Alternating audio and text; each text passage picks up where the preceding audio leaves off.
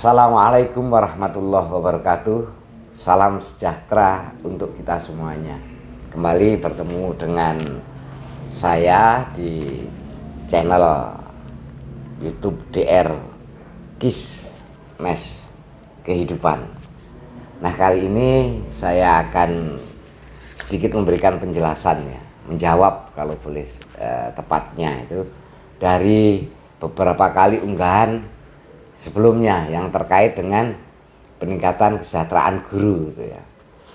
Yang pertama, saya ucapkan terima kasih yang sebesar-besarnya kepada teman-teman, pada viewer saya yang telah memberikan respon, telah menyebarkan videonya, telah ikut memperjuangkan nasib para guru di Indonesia, terkhusus guru swasta yang ada di Indonesia, dengan teman-teman semuanya memberikan tanggapan-tanggapan, kemudian menyebarkan video tersebut. Tentu ini akan semakin cepat untuk didengar oleh para pengambil kebijakan yang ada di Jakarta sana.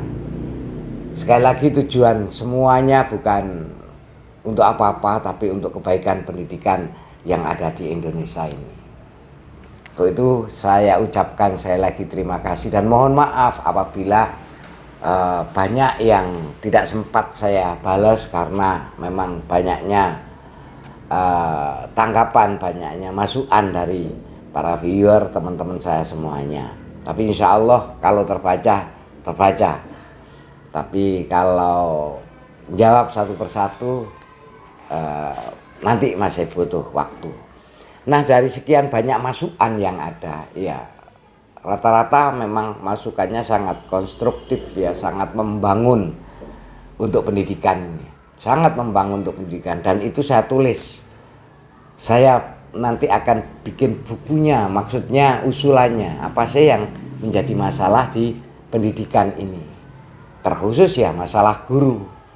Karena mohon maaf yang sebesar-besarnya, bukan kami itu guru swasta menuntut, bukan, atau minta dikasihani, bukan, tapi ini semata-mata adalah balancing agar apa yang menjadi cita-cita pemerintah, itu cita-cita negara, itu bisa terwujud. Apalagi melihat semangatnya Pak Presiden, Pak Menteri yang sekarang ini begitu semangat. Kalau ini tidak ada real yang jelas, kalau tidak ada peta yang jelas, kalau tidak ada apa yang harus diperbuat, kapan diperbuat, dan lain sebagainya, tentunya itu nanti tidak efikasi, tidak efektif, dan tidak efisien. Nanti akhirnya dari tahun ke tahun, dari waktu ke waktu, dari menteri ke menteri, dari presiden ke presiden, akan berjalan kayak begini terus. Ini mestinya tidak boleh terjadi, wong Indonesia sudah 79 tahun merdeka. Tetapi karena memang ya namanya manusia punya keinginan sendiri-sendiri, punya harapan sendiri-sendiri, punya keyakinan dan persepsi sendiri-sendiri tentang bagaimana mengembangkan pendidikan di Indonesia. Sehingga dari waktu ke waktu ya terus saja kayak ke pom bensin, ngisi bahan bakar mulai dari nol ya. Nah, pendidikan juga termasuk begitu. Dari waktu ke waktu ketika ganti kepemimpinan di negeri ini, ganti menterinya, ganti lagi. Apa enggak bisa didesain sedemikian mungkin? Kalau toh memang itu gantinya kan cuma pendekatannya atau metodologinya atau model pembelajarannya. Tapi yang lain kan mestinya harus tetap. Karena yang berubah, yang bergerak ya itu. Mungkin pendekatan atau strategi atau model pembelajaran yang berubah. Nah, tetapi untuk guru kan selamanya sama. Nah, maka kalau untuk guru ini selamanya sama, ya mestinya ada desain besar untuk bagaimana guru yang ada di Indonesia ini. Yang pertama tentunya ya memang untuk kesejahteraannya. Orang guru itu kan diminta untuk kreatif, inovatif, untuk bisa menularkan kepada peserta didik, pada anak-anaknya.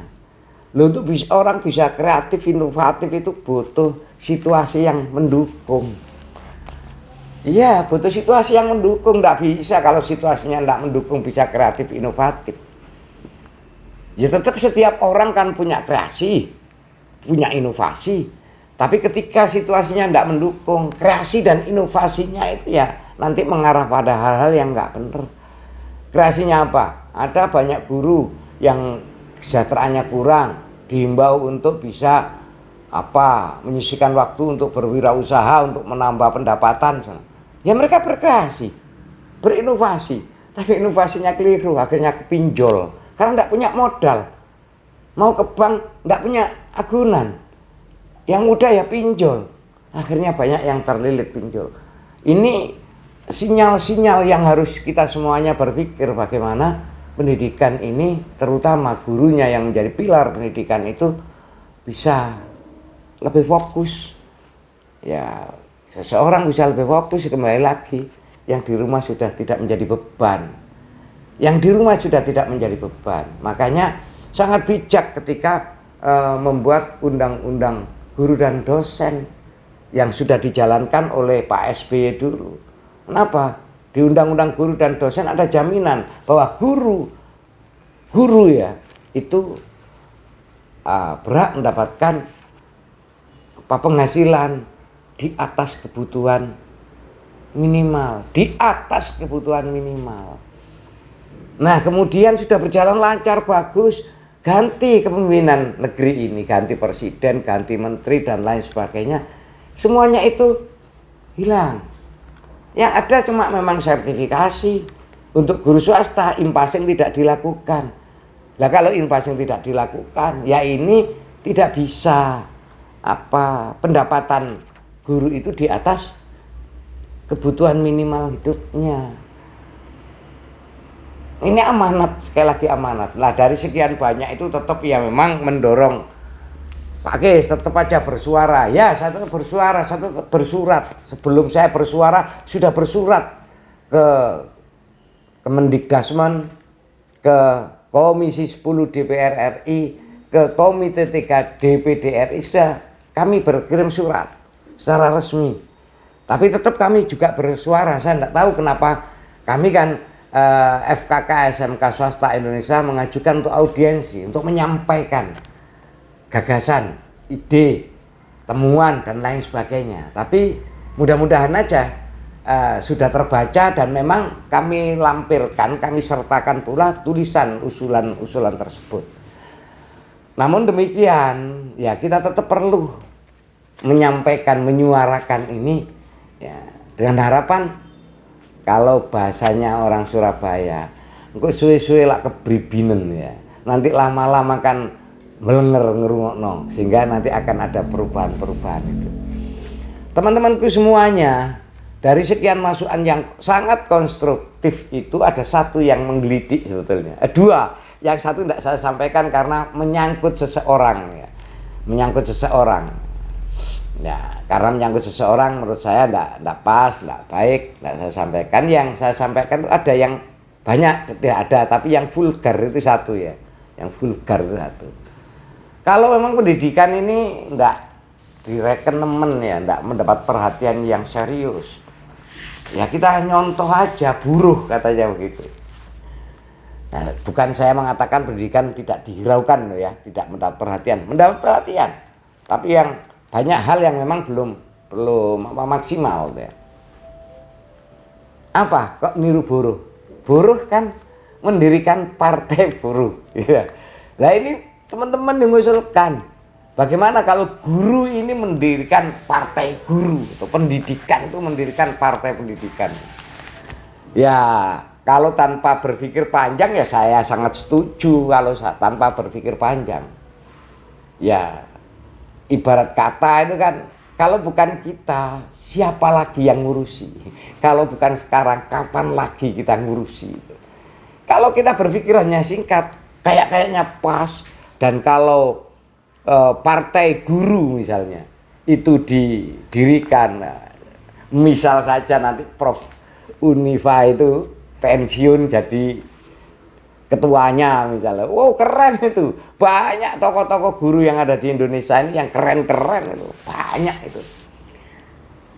Kalau sepintas memang kayaknya pas, tapi tidak tahu nanti kalau ini berkembang ya, berkembang kemudian banyak yang setuju ya, monggo dikaji yang dalam. Karena apa ya? Memang benar, kalau tidak kita siapa yang ngurusin nanti? Kalau tidak ada partai, suara kita tidak terdengar keras. Nah, monggo nanti teman-teman usul ya, teman-teman kalau memang setuju. Dan ini kalau ada partai guru ini, wah, ancaman bagi partai-partai yang lain. Di tiap sekolah itu pasti ada guru favorit, pasti itu ada guru favorit.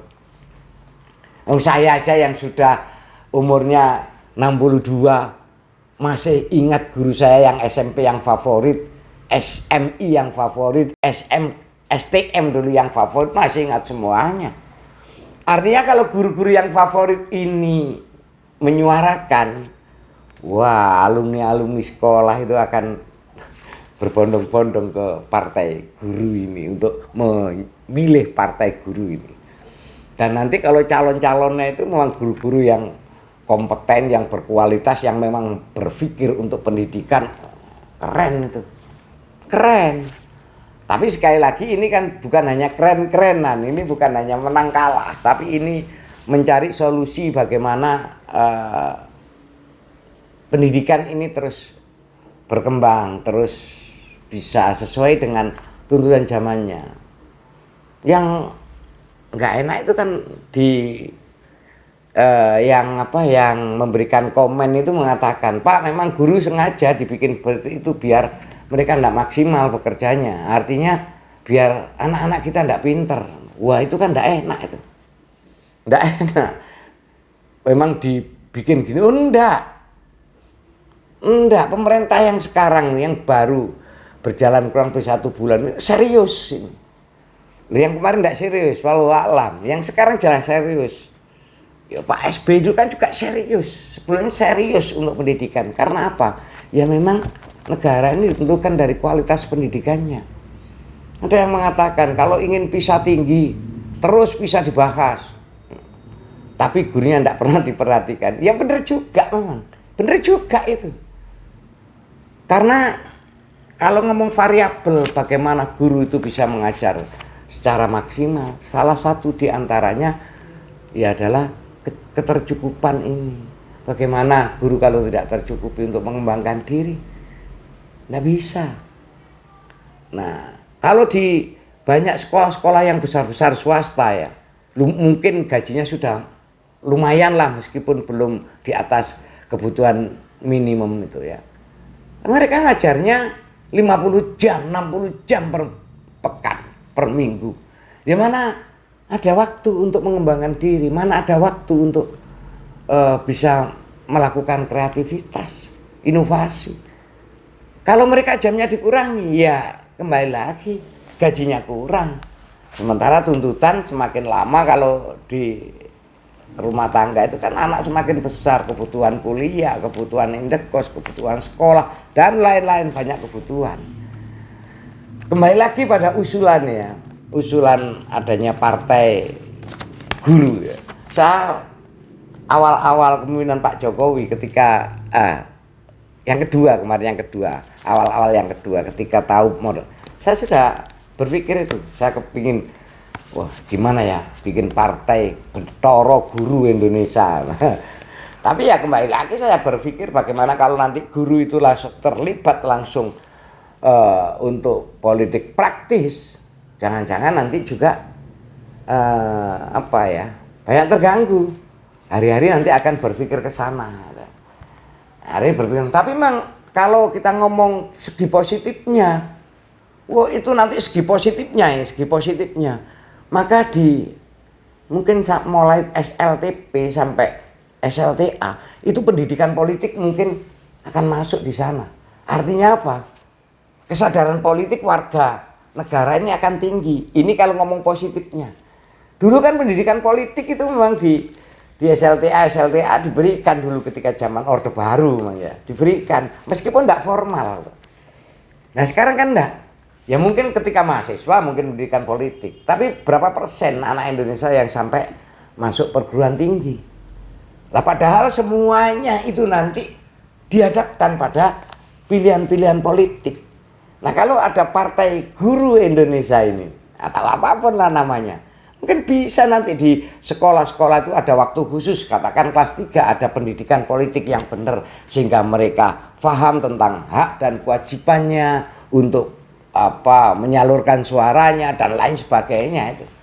Oh mantap kalau itu. Cuma kita kan harus berpikir faktor negatifnya, yaitu nanti ketika kampanye-kampanye sekolah jadi sasaran. Itu nanti yang kurang pas. Tapi ini tidak bisa di stop. Ada yang usul seperti itu, monggo nanti teman-teman memberikan responnya yang itu, yang baik-baik itu. Kalau pribadi saya itu sebetulnya berharap ya, kan DPR ya, mulai DPR RI sampai DPRD kabupaten kota itu ya, itu banyak yang dari guru, tapi bukan dari kepala sekolah ya. Banyak yang dari guru. Tetapi ketika masuk mungkin mereka tidak ditempatkan di fraksi yang menangani pendidikan.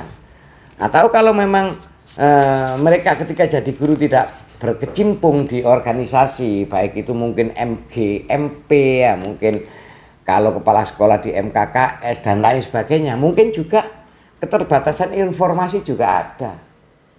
Nah, saya berharap kalau memang pas ya di DPR kabupaten, provinsi, untuk komisi-komisi yang berkaitan dengan pendidikan, bukalah pintu yang selebar-lebarnya.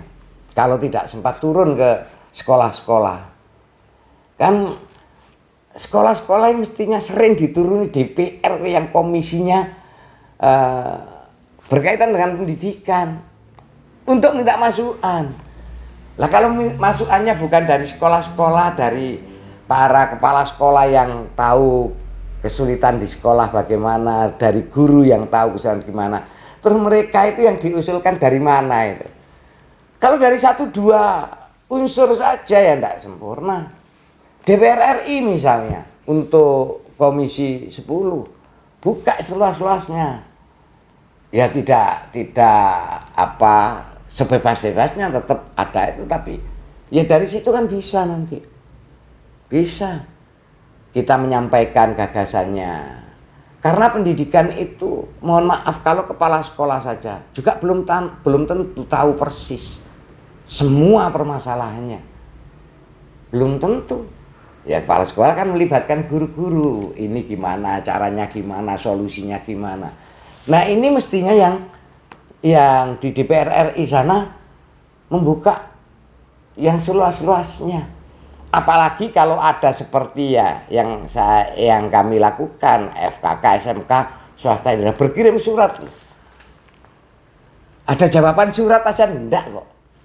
Saya sudah tahu kalau di Bapak Ibu di Komisi 10 sana memperjuangkan, iya sudah tahu. Tapi kan kami kepingin juga memberikan yang lebih banyak lagi. Sudah tahu. Ada Dokter Gamal yang dari Batu itu, tetangga dari Batu itu menyampaikan jelas itu. Ada ibu yang tempo hari dari Partai Demokrat kalau tidak salah. Ada bapak-bapak dari kalau tidak salah Partai Golkar yang itu semuanya kan juga menyampaikan. Saya kadang-kadang berpikirnya begini, lah ya DPR-nya sudah bunyi begitu, presidennya semangatnya sudah kayak begitu. Terus ini di mana? Kok akhirnya balik lagi. Kalau yang dikatakan kepala kantor kepresidenan dengan bangganya nambah 500, sekali lagi itu nggak nambah, itu hak yang masih dikurangi. Iya, itu hak yang masih dikurangi. Makanya saya kadang berpikir, apa sih yang menjadi masalah? DPR RI-nya, DPD-nya sudah berteriak, tapi kok belum ada. Presidennya sudah semangat pendidikan, tapi kok perubahannya nggak signifikan. Lupa perubahan kan nanti di sarpras dan lain, di kurikulum, di macam-macam dan lain sebagainya. Banyak sekolah itu yang sarprasnya bagus-bagus, tapi jadi rongsok, barang antik. Kenapa? Di gudang. Kenapa? Nggak ada yang mampu untuk mengoperasionalkan. Kenapa? Ya gurunya. Kenapa begitu? Guru sibuk dengan urusannya sendiri. Kenapa begitu? Masa tega keluarganya tidak makan, keluarganya tidak sekolah. Ini makanya apa namanya, untuk Mas Pak Hasan Nasbi ya, kepala kantor kepresidenan itu, dibaca Pak, yang lengkap Pak. Nanti Bapak akan kepikiran bahwa guru itu putra-putrinya mendapat fasilitas untuk mendapat kemudahan, mendapat belajar, ya tidak hanya diterima, tapi mungkin ketika belajar di perguruan tinggi A, B, C, ya sekalian dengan beasiswanya, sekalian mungkin dengan yang lainnya. Itu banyak faktor yang memang masih itu. Kami para guru menyadari kok, kalau mungkin misalnya pemerintah itu punya keterbatasan, tapi kan bisa tetap dipilah-pilahkan. Berapa persen sih untuk sarpras? Berapa persen untuk meningkatkan kesejahteraan guru dan lain sebagainya. Padahal untuk upaya-upaya peningkatan kesejahteraan guru dalam konteks kompetensinya luar biasa banyaknya anggaran. Tapi peningkatan kesejahteraan guru dalam konteks peningkatan pendapatannya, ya itu yang perlu dipermasalahkan ya. Yang masih harus jelas sekali lagi. Kembali pada permasalahan apakah baik kalau guru Indonesia mendirikan partai politik? Menurut saya pribadi yang sudah ada ajalah, yang sudah ada, ya mungkin nanti PGRI ya yang paling besar, nanti ada memang Persatuan Guru Nahdlatul Ulama, Persatuan Guru Muhammadiyah, Persatuan Guru macam-macam lah ada. Itu aja nyiapkan calon-calonnya yang nanti dimasukkan di partai A, partai B, partai C dan sebagainya. Yang itu nanti ada pesanan khusus bagaimana memperjuangkan kebutuhan pendidikan yang standar bagus. Karena nanti ya kekhawatiran saya secara pribadi kalau ada partai nanti kita sibuk ngurusi partai, pendidikannya terbengkelai. Itu kekhawatiran. Nah, terpenting dari semuanya itu menurut saya pribadi di Indonesia ya, di negara ini, pertahanan, kemudian pendidikan, kemudian kesehatan, itu satu urusan yang amat sangat penting. Sehingga di 3 tempat inilah yang seharusnya tidak terjadi politisasi, misalnya jabatan dan lain sebagainya. Karena apa? Memang di tiga kementerian, 3 departemen, 3 urusan ini, nah seharusnya memang benar-benar diurus oleh ahlinya, teknokrasi bener seharusnya di situ orang-orangnya. Kalau pertahanan tidak mungkin orang luar mampu ya tetap orang-orang yang mengerti pertahanan. Tapi kalau kesehatan dan pendidikan, mungkin kalau di Jakarta sekarang tidak mungkin lagi. Sekarang jelas sudah pada ini orang yang benar ya, yang paham pendidikan. Tempo hari kan tidak benar, tidak memahami pendidikan. Tapi mulai provinsi dan kabupaten, kota itu banyak sekali. Jadi orang yang menduduki kepala dinas pendidikan, kepala dinas kesehatan, itu bukan orang yang dari bidangnya. Oh itu nanti bisa belajar, ya suwen belajar. Itu nggak menjiwai. Makanya ya berharap nanti mulai dari Jakarta sampai ini untuk pendidikan ini dan kesehatan, jauhkanlah dari unsur-unsur politisasi. Pendidikan itu satu hal yang memang betul harus diurus orang yang fokus, yang paham tentang pendidikan, menjiwai, bukan hanya sekedar ABC. Karena pendidikan itu ditentukan baik model dan lain sebagainya, semuanya ditentukan atas dasar kajian-kajian sekarang, yang lalu dan akan datang. Ini yang memang tidak semuanya orang mampu untuk melakukan itu, sehingga politisasi untuk penempatan dan lain sebagainya di pendidikan ya mohon untuk bisa dihindari, sehingga tegak lurus ya. Kenapa begitu? Kenapa saya optimis? Karena presidennya optimis, menterinya optimis. Ya kita harus optimis. Tapi optimis saja tanpa disertai dengan tindakan nyata, ya juga nanti akhirnya ya orang bilang hanya ngeprank. Dari waktu ke waktu guru selalu tertipu dan lain sebagainya. Ini tidak enak dan itu menurunkan motivasi kerja guru yang tidak yang harus kita jauhkan dari teman-teman guru semuanya. Itu aja. Sedangkan yang usulan lain-lain teman-teman semuanya saya sekali lagi terima kasih. Dan ini nanti akan ada rangkuman begitu ya, akan saya kirim nanti kepada mereka-mereka yang punya wewenang untuk memutuskan semuanya. Kita ini kan hanya bisa bersuara. Kita ini kan hanya bisa usul. Kita ini kan hanya bisa menunjukkan ini dan itu, tapi kita tidak punya kewenangan untuk menaikkan semuanya. Terakhir sekali, dan ini terus saya ulang-ulang, roadmap pendidikan yang bagus artinya objektif dan jelas arahnya itu sangat dibutuhkan, sehingga nanti biar gak ganti menteri ganti kebijakan urusan itu. Kalau ganti menteri ganti kurikulum, aduh, jadi guru itu cuma tugasnya ngapalkan istilah-istilah, ngapalkan model-model, ngapalkan strategi-strategi. Dan nggak bisa kalau misalnya se-Indonesia Raya kemudian harus menggunakan deep learning misalnya, strateginya nggak bisa. Satu dengan yang lain itu nggak sama. Strategi model itu bisa menggunakan macam-macam model. Nah kalau disamakan nggak bisa dong. Nggak bisa. Itu berarti nggak ngerti desain kurikulum. Kalau mengatakan harus semuanya sama, nggak. Bahkan kombinasi-kombinasi yang dari model, beberapa model itu yang mesti terjadi. Kenapa? Karena memang situasinya nggak sama. Siswanya kemampuannya nggak sama, gurunya nggak sama, satpasnya nggak sama, lingkungan nggak sama, semuanya nggak sama. Semuanya nggak sama. Nah kalau nanti hanya menggunakan itu yang diterjemahkan ya, karena memang belum dijelaskan semua oleh Pak Menteri. Kalau diterjemahkan itu, SMK yang menggunakan teaching factory ini sudah luar biasa. Dan teaching factory itu bukan hanya untuk produktif aja. Teaching factory itu semua guru juga mengarah sana. Yang sudah bagus, ya sudah itu dikembangkan terus. Teaching factory itu misalnya begitu ya. Ada yang sekolah mengembangkan problem based learning, ada, dan itu juga bagus. Kita tidak bisa hanya menggunakan satu model atau satu strategi, enggak. Nah, di samping kemampuan guru-guru yang kalau menggunakan model baru kemudian harus upgrading yang banyak kan ya juga susah.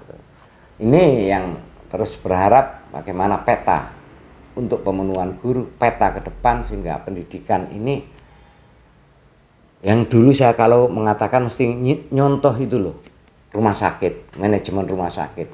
Orang pernah sakit 23 tahun yang lalu, sakit lagi data langsung siap. Karena apa? Terus standar hanya peningkatan standar pelayanan aja. Kalau alatnya lebih canggih ya jelas, pendidikan juga akan bisa begitu. Tetapi kalau mapnya jelas itu kan enak. Enggak selera menterinya, enggak selera dirjennya, enggak selera, enggak, tapi selera pasar, selera yang menentukan kebutuhan pendidikan ke depan. Sekali lagi terima kasih dan mohon maaf, tetap semangat teman-temanku khususnya guru swasta. Ya, karena kita sudah terlatih lama yang suka dapat janji-janji. Maka jangan sampai yang kemarin menurunkan motivasi kita untuk menjadi guru yang terbaik, guru yang disayangi anak, guru yang bisa mengantarkan kebaikan anak-anak dari kebaikan dunia sampai nanti di alam sana. Mohon maaf yang sebesar-besarnya, terima kasih kepada semuanya. Assalamualaikum warahmatullahi wabarakatuh.